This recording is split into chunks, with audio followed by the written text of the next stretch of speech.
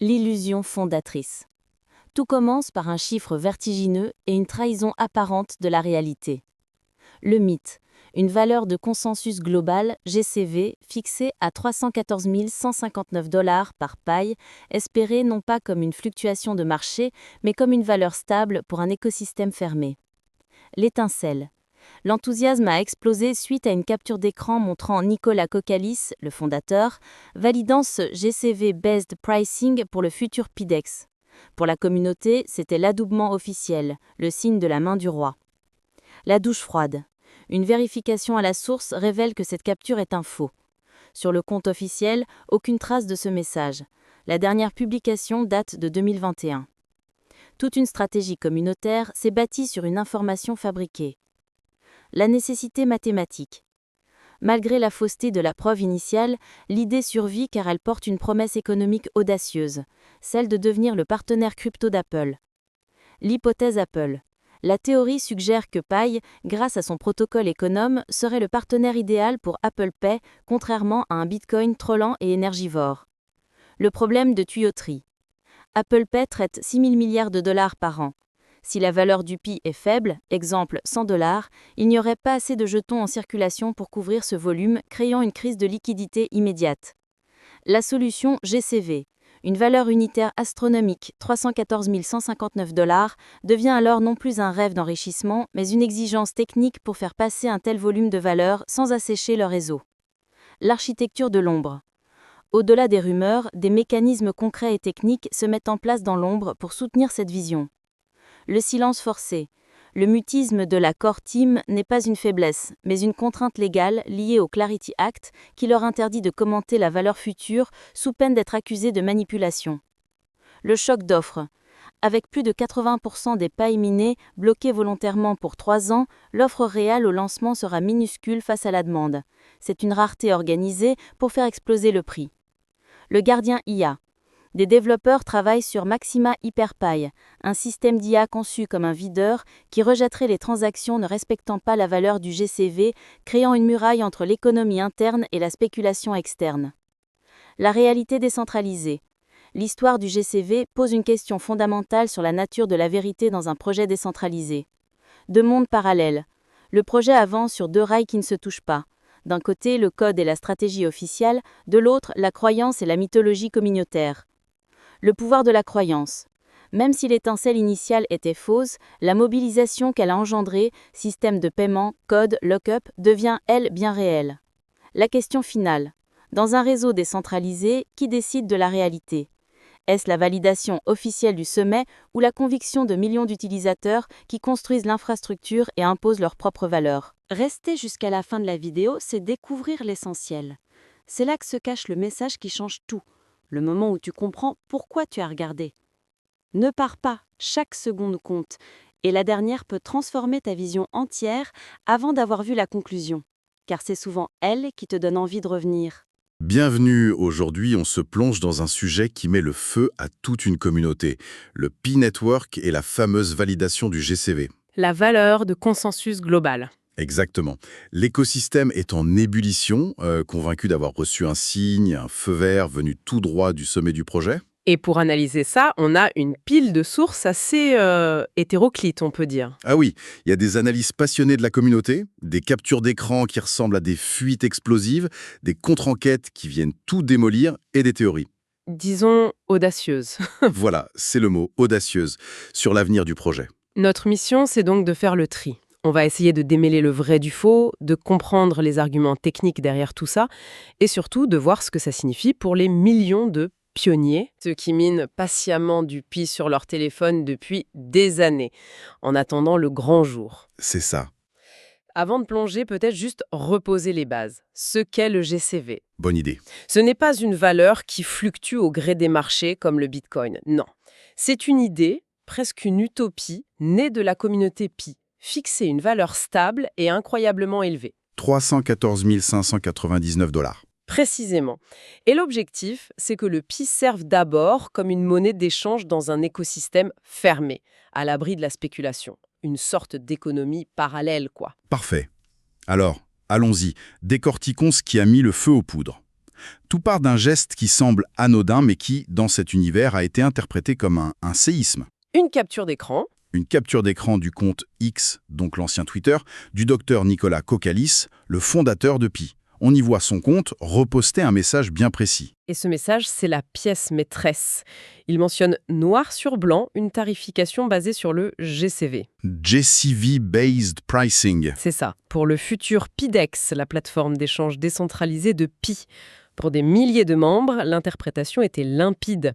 Le créateur du projet cautionne enfin publiquement le rêve de la communauté. C'était l'adoubement tant attendu. Exactement. L'équivalent d'un signe de la main du roi depuis son balcon. Et ce sentiment a été amplifié par deux autres éléments qui semblaient aller dans le même sens. D'abord, un message similaire qui aurait été relayé par le compte officiel de la PyCore Team, et puis l'apparition de systèmes basés sur ce fameux GCV dans les maquettes de conception du PIDEX. Donc un faisceau de preuves en quelque sorte. Voilà. Ce qui est important de comprendre, c'est l'onde de choc que ça représenterait si c'était vrai. On passerait d'un espoir communautaire, presque un folklore, à une politique économique officielle. Gravé dans le marbre. Oui, gravé dans le marbre de l'infrastructure du projet. L'idée serait de construire ce fameux jardin clos, cette économie interne où la valeur est stable et prévisible. Pour que les services et les biens s'échangent en toute confiance, avant même d'affronter l'océan spéculatif des marchés. Exactement. Et c'est là que le récit prend une tournure digne d'un polar. Parce qu'une autre source, manifestement plus sceptique, ne s'est pas contentée de la capture d'écran virale. Elle a fait ce que peu de gens font finalement. Elle est allée vérifier à la source. Une démarche simple, mais Redoutable. au lieu de croire une image sur parole, cette source a cherché le lien authentique vers le compte X de Kokkalis. Comment ? En allant sur la page de sécurité officielle de Pi Network, là où tous les canaux de communication officiels sont listés. C'est le seul moyen d'être sûr de ne pas tomber sur un faux compte. D'accord. Et là ?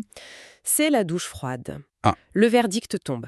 Sur le compte officiel, le vrai, il n'y a absolument rien. Aucune trace de ce riposte. La dernière publication de Nicolas Kokkalis sur ce compte date de 2021. Donc, la conclusion de l'enquête est sans appel, donc, Et la capture d'écran, est très probablement un montage. un faux. Waouh ! On touche ici à une tension fascinante, au cœur de beaucoup de projets crypto. Une grande partie de la communauté a construit son optimisme, voire sa stratégie, sur une information qui semble complètement fabriquée. C'est ça pose une question vertigineuse sur le pouvoir de la conviction collective. Quand assez de gens croient à quelque chose, est-ce que ça ne le rend pas réel d'une certaine manière, même si le point de départ est faux ? C'est une excellente question.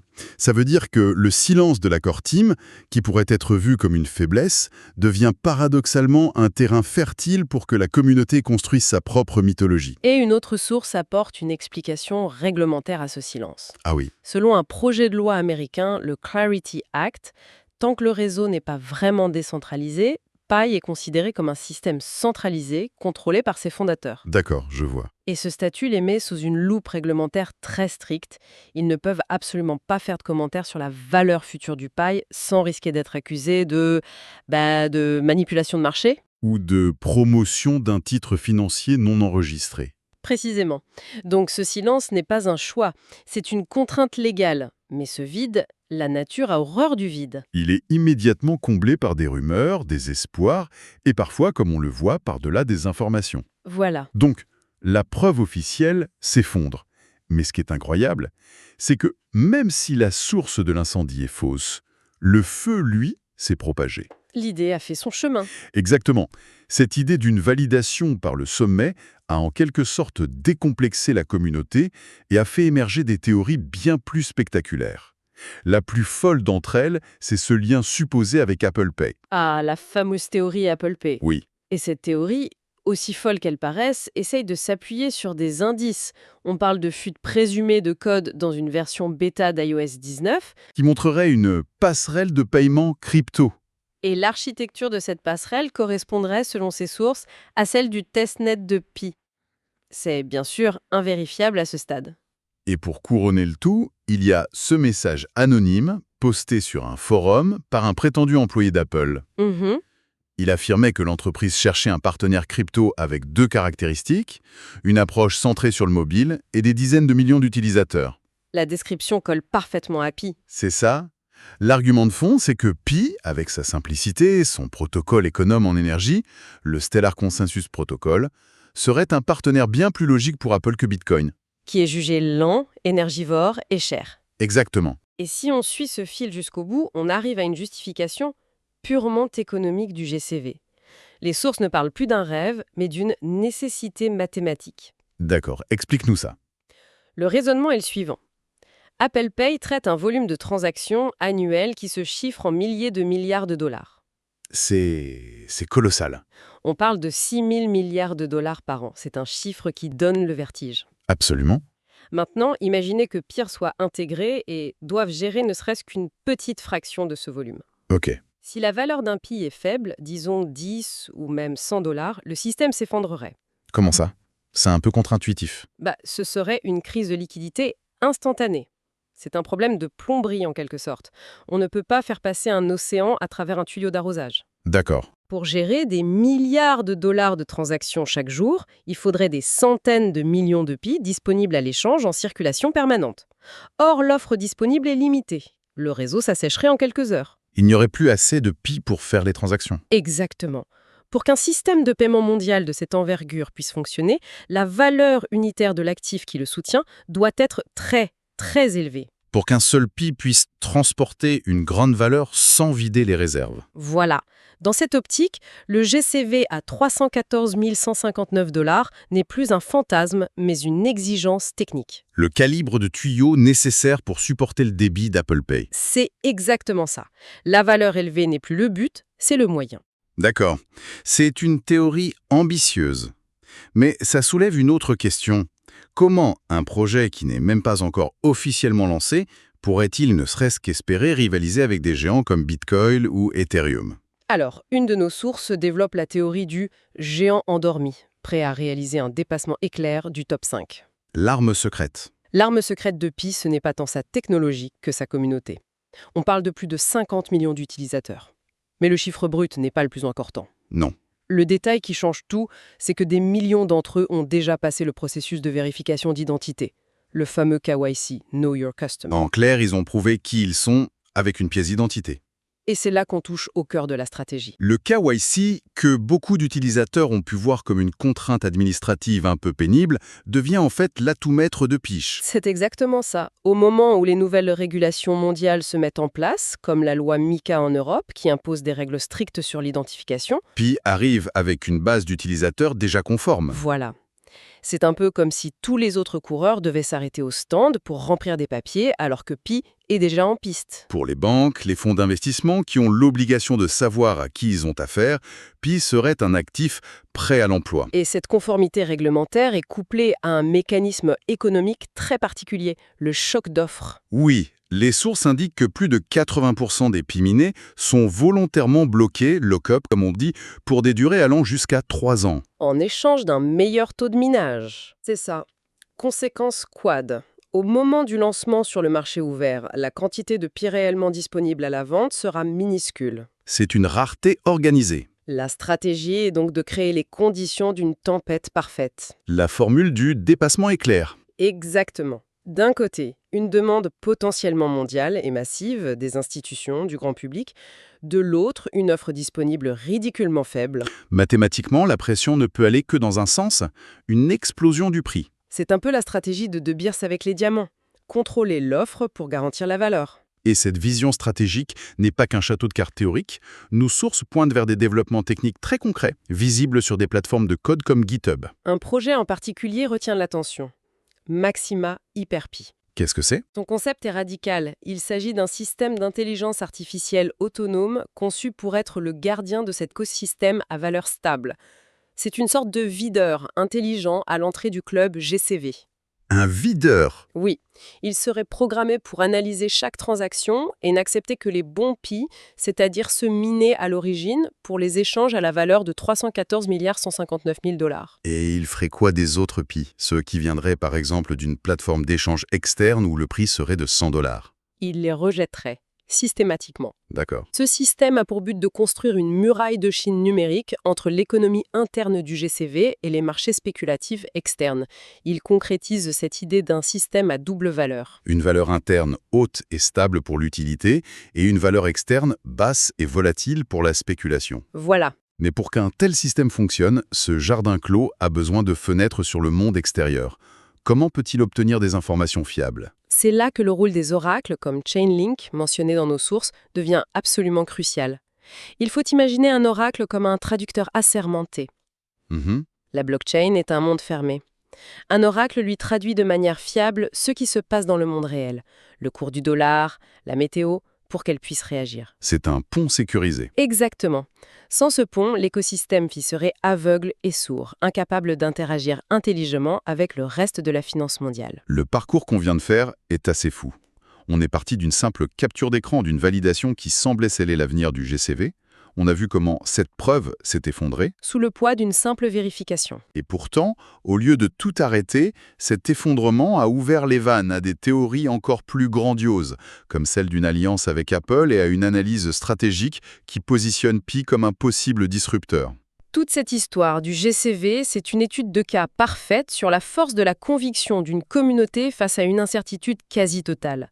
Le concept de GCV est le point de friction, le carrefour de tous ces récits.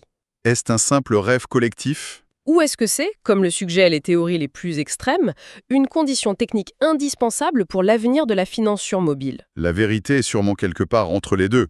En tout cas, le projet semble avancer sur ces deux réalités parallèles. Absolument. D'un côté, le récit, la croyance, la communauté. De l'autre, la technique, la stratégie, le code. Et ça nous amène à une dernière pensée. Les sources nous montrent deux mondes qui coexistent et qui semblent ne pas se toucher. D'un côté, on a des développeurs qui codent des systèmes d'IA complexes comme Maxima HyperPy, conçus pour défendre bec et ongle une valeur à 314 159 $. De l'autre, une simple vérification de capture d'écran qui suggère que l'étincelle initiale, la prétendue bénédiction officielle, N'a jamais existé. La question qui reste en suspens est donc la suivante. Dans un mouvement qui se veut décentralisé, quelle réalité est la plus puissante ?